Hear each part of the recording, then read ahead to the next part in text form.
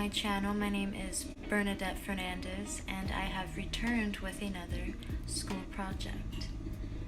This video is for my Western Art History class that is instructed by Professor Debin. I will be explaining how Rococo came to be. How did Rococo come to be? In the early 1700s, Paris was the social capital of Europe, and the Rococo Salon was the center of Parisian society. After the death of King Louis XIV in 1715, many changes were happening in Paris. Although French citizens still owed loyalty to a monarch, the early 18th century brought a renewal of aristocratic social, political, and economic power.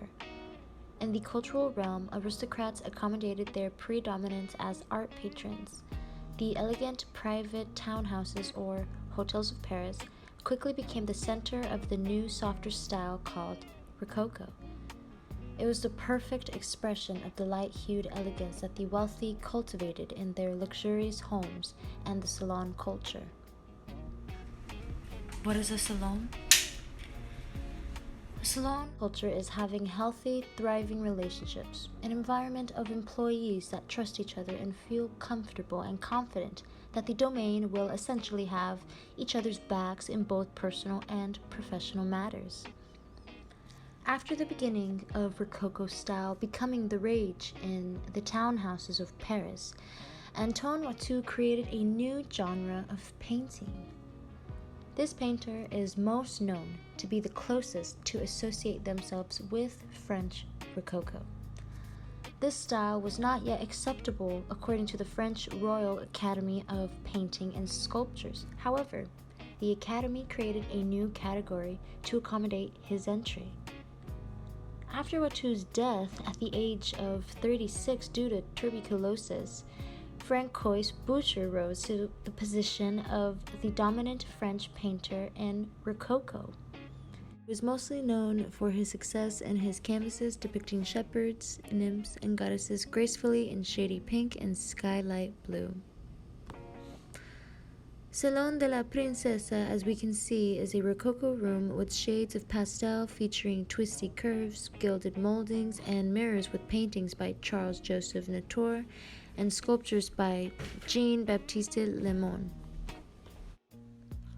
And we can also take notice that floral ornamentation and pastel shades were the center of Parisian social life. The French Rococo style quickly spread throughout Paris, and the Hotel de Soubise is a prime example of the adoption of Parisian style. Pilgrimage to Cythera, painted by Antoine Watteau, inspired by this new arousing culture in Paris, 1717, is another good depiction of what the early 18th century looked like in French high society. The island is eternal of youth and love. The painting has an Aphrodite goddess of love statue with elegant figures gracefully moving, and we can also see playful cupids, and we see the pastel colors as well in their clothing. This is when the style of Rococo started flourishing throughout Paris, then Europe, when its soft pastel colors and leafy backgrounds started to rule.